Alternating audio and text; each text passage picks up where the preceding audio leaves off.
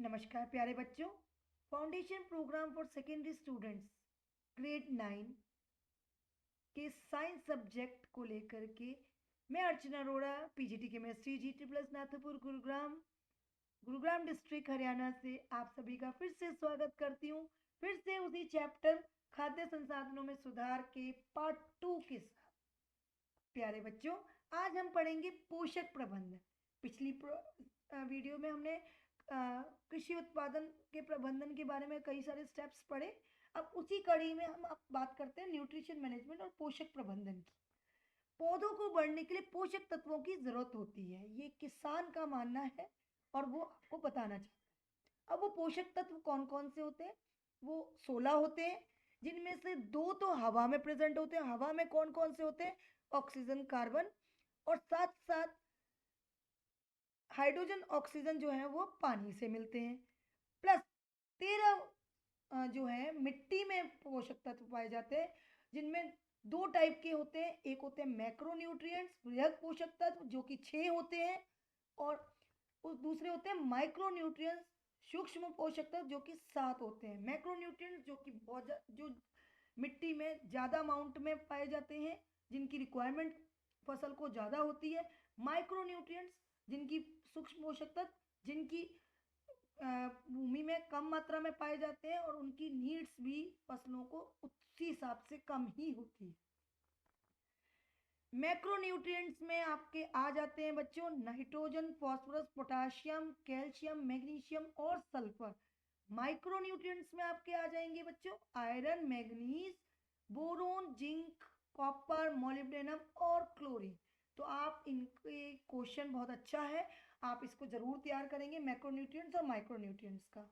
सूक्ष्म पोषक तत्व और वृहद पोषक तत्व। इसके बाद बात करेंगे हम खाद और उर्वरक की। खाद खाद जो कि कैसे मिलती है हमें? जंतु के अपशिष्ट से और पादप के अपशिष्ट को मिला करके, दोनों अपशिष्टों को मिला करके हमें क्या मिलती है? खाद मिलती है। खाद के कुछ प्रकार होते हैं बच्चों, वो होते हैं कंपोस्ट और वर्मी कंपोस्ट, और एक और होती है हरी खाद। अब बात करते हैं हम कंपोस्ट और वर्मी कंपोस्ट की। जानवर, पौधे, कार्बनिक अपशिष्ट जब मिलकर काम करते हैं तो वो क्या बनाते हैं? कंपोस्ट बनाते हैं। और उसी में यदि केंचुए भी जुड़ जाए तो वो वर्मी कंपोस्ट हो जाता है। हरी खाद सड़ा पटसन और गुआर बनाते हैं हरी खाद। अब उर्वरक की बात करते हैं। उर्वरक जो है वो केमिकल से मिलके बनते हैं और वे फैक्ट्री में बनते हैं। साथ साथ इनमें नाइट्रोजन, फास्फोरस और पोटाशियम की मात्रा सबसे ज्यादा होती है। मिट्टी की अम्लता और खारापन को ये उर्वरक बढ़ा देते हैं। तो आपने एक मैन्योर और फर्टिलाइजर, खाद और उर्वरक के बीच में डिफरेंस जरूर करना है। खाद जो है हमारी नेचुरल चीजों से, प्राकृतिक चीजों से बनती है, एनिमल और प्लांट वेस्टेज से बनती है, और उर्वरक जो है वो केमिकल से बनते हैं और फैक्ट्री से बनते हैं, मतलब मैन मेड है। ठीक है, और ये कहीं ना कहीं हमारी मिट्टी को ज्यादा जब हम यूज में ले आते हैं तो ये हमारी मिट्टी को नुकसान पहुंचाते हैं। और वो नुकसान कैसे पहुंचाते हैं? वो अम्लता और खारापन को बढ़ा देते हैं। अब मैं एक क्वेश्चन आपसे पूछना चाहूंगी प्यारे बच्चों, इस सबको पढ़ने के बाद, कि निम्न में से किसके द्वारा खाद बनता है? आपके ऑप्शन है कूड़ा कचरा, पौधों और पशुओं के अपशिष्ट, अस्पतालों के कचरे, इलेक्ट्रॉनिक कचरे। तो प्यारे बच्चों आपका आंसर होना चाहिए पौधों और पशुओं के अपशिष्ट। बिल्कुल सही जवाब। पौधों और पशुओं के अपशिष्ट एक साथ मिलकर खाद बनाते हैं बच्चों। अब बात करते हैं हम सिंचाई की। सिंचाई के कुछ स्रोत होते हैं। सिंचाई मतलब हमारे जो प्लांट्स हमने उगा दिए, उसमें बीज डाल दिए, हमने उसकी जितनी भी आवश्यकता थी, मिट्टी की जो आवश्यकता थी उसकी पूर्ति कर दी। अब उसको किसकी जरूरत होती है? पानी की जरूरत होती है। समय समय पर उसमें अगर पानी का छिड़काव होता रहे, प्रॉपर पानी मिलता रहे, तो जैसे हमारे इंसान के जो बच्चे हैं वो फलते फूलते हैं, उसी तरह से हमारी खा जो फसलें हैं वो भी फलती फूलती हैं। तो उसके सिंचाई के स्रोत जो हैं वो कौन कौन से होंगे? कुएं। और कुओं में हमारे कौन कौन से आ जाते हैं? खुदे हुए कुएं और नलकूप। इसके अलावा नहरें भी होती हैं सिंचाई का स्रोत। इसके अलावा नदी जल उठाव प्रणाली भी एक बहुत अच्छा स्रोत है। और तालाब भी एक बहुत अच्छा स्रोत माना जाता है सिंचाई के लिए। बात करते हैं कुओं की। तो कुओं में आपके कुओं की, नदी जल उठाव प्रणाली की, नहरों की और तालाबों की बारी बारी से बात करते हैं। इसमें पानी जमीन से आ सकता है, बारिश से जमा हो सकता है। ये कौन से होते हैं? हमारे कुएं होते हैं। और जो नहरें होती हैं, वही नहरें जब होती हैं तो सीधे नदी से जुड़ी होती है, इसमें पानी नदी से सीधा खेतों तक जाता है। नदी जल उठाव प्रणाली से इन हिस्सों में पानी दिया जाता है जहाँ पानी कम होता है, और इसमें पानी पास की नदी से सीधा खेतों में डाला जाता है। और आखिरी में तालाब की बात करें तो तालाब के बारे में तो आपको पता ही होगा, ये सब जगह से आने वाले पानी को इकट्ठा कर लेते हैं और इसे हम बारिश के पानी का संग्रहण भी कहते हैं। कई बार हम क्या करते हैं, बारिश का पानी जो इकट्ठा होता है वो हम घरों के बाहर इकट्ठा कर लेते हैं और उसको भी हम फसलों में डालते हैं। सिंचाई की कौन से स्रोत नदियों से पानी इकट्ठा करते हैं, उन्हें सीधा खेतों में देते हैं? अभी अभी प्यारे बच्चों आपने पढ़ा, क्या आप इनका आंसर कर पाएंगे? चलो ऑप्शन भी दे देते हैं आपको। कुएं, नहरें, तालाब, मोटर। तो आपका आंसर नहरें। बहुत सही। नहरें सीधे नदी से जुड़ी हुई है, वैसे नदी से सीधे खेतों में पानी देती हैं। अब बात करेंगे हम फसलों के पैटर्न की। फसल चक्र इस कड़ी में सबसे इंपॉर्टेंट पार्ट होता है फसल चक्र। अब फसल चक्र कैसे होता है? किसी भी खेत में क्रमवार पूर्व नियोजित कार्यक्रम के अनुसार विभिन्न फसलों के उगाने को फसल चक्र कहते हैं। किसी भी खेत में हम एक बार कोई और दूसरी, फिर दोबारा कोई और, फिर दूसरी, फिर दूसरी, इस तरह से हम जब रिपीटेशन करते हैं और एक के बाद एक रोटेट करते हैं जब फसलों को, तो उसे हम फसल चक्र कहते हैं। फसल चक्र की प्रणाली में क्या क्या हो जाता है? मिश्रित फसलें आ जाती हैं और अंतरा फसलीकरण आ जाता है। मिश्रित फसल, दो या दो से अधिक फसलों को उगाना मिश्रित फसल कहलाता है, जैसे गेहूं के साथ चना या गेहूं के साथ सरसों।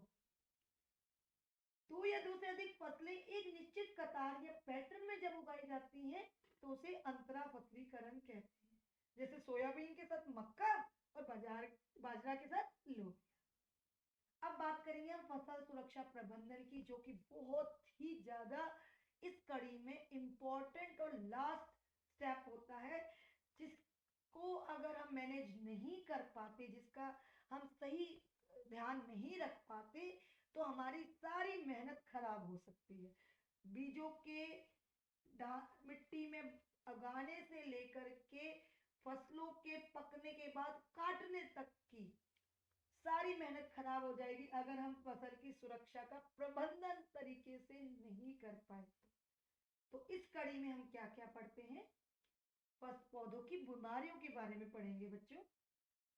वो बीमारियां क्या क्या हो सकती हैं? जैसे कीट और पतंगे कई बार लग जाते हैं पौधों में, खरपतवार लग जाते हैं, खरपतवार उगाते हैं, और साथ साथ जीवाणु, विषाणु और कवक भी हमारी फसलों को खराब कर सकते हैं। खरपतवार की बात करें तो खरपतवार कृषि भूमि में उगे अनावश्यक पौधे होते हैं जो ऐसे ही रैंडमली उग जाते हैं, जैसे गोखरू और गाजरा घास आदि। परंतु ये इनकी सबसे बड़ी प्रॉब्लम क्या है कि ये हमारे जो पोषक तत्व हैं, जो हमारी मिट्टी में, जो हमारे प्लांट्स की, जो हमारे डिजायरेबल प्लांट्स हैं, जो हम चाहते हैं कि प्लांट्स हम उगा रहे हैं, फसल जो हम उगा रहे हैं, उनमें जो पोषक तत्व की रिक्वायरमेंट होती है उसको ये अपनी तरफ खींच लेते हैं, उसमें हमारी कमी कर देते हैं, जो कि हमारे लिए बहुत ज्यादा फायदेमंद होते हैं। उन पौधों में से पोषक तत्व, उस भूमि में से पोषक तत्व खींच लेते हैं, जिसकी वजह से हमारी फसल की उपज में कई हद तक फर्क पड़ सकता है। तो इसीलिए खरपतवार ना उगे, इसका ध्यान रखें। इसके बाद थोड़ा सा ध्यान रखने वाली बात है कीटनाशक के बारे में, कीटनाशियों के बारे में और खरपतवार नाशियों के बारे में। इन सब चीजों के साथ अगर हम काम करें तो हमारी फसलें जो है सुरक्षित रह सकती हैं। साथ साथ शाकनाशी का भी ध्यान रखें। अब फसलों को हमने बीमारियों से भी बचा लिया। अब सबसे बड़ी बात है कि जो फसल हमारी उग रही है, जो बाहर निकल के आई, अब उसका जो स्टोरेज है, जो भंडारण है, वो तरीके से हो। उसके लिए सबसे पहले हमें क्या करना पड़ेगा, पहला स्टेप, फसल जो उग के आई उसको तरीके से सुखाना पड़ेगा, अच्छी धूप दे करके। अगर हम उसे सुखा दें फैला फैला के, तो ये है कि उसमें फंगस लगने के चांसेस कम हो जाते हैं। साथ साथ फ्यूमिगेशन करने से, घूमक करने से भी उसमें नुकसान नहीं पहुंचे। अनावश्यक पौधे जो खेतों में उगते हैं और फसलों के साथ पोषक तत्वों और संसाधनों के लिए प्रतिस्पर्धा करते हैं, वो क्या कहलाते हैं बच्चों? उसका ऑप्शन है हमारे पास कीटनाशक, शाकनाशी, खरपतवार या खरपतवार नाशी। तो इसका आंसर होगा खरपतवार। खरपतवार वो अनावश्यक पौधे होते हैं जो कि खेती फसलों के साथ उगते हैं और संसाधनों और पोषक तत्वों के लिए प्रतिस्पर्धा करते हैं। तो इसी के साथ प्यारे बच्चों, इसी के साथ आज के लिए ये सेशन खत्म करते हैं और अगले सेशन में हम फिर से मिलेंगे। तब तक के लिए आप इस चैप्टर को ध्यान से पढ़िए और इसके नोट्स बनाइए। धन्यवाद।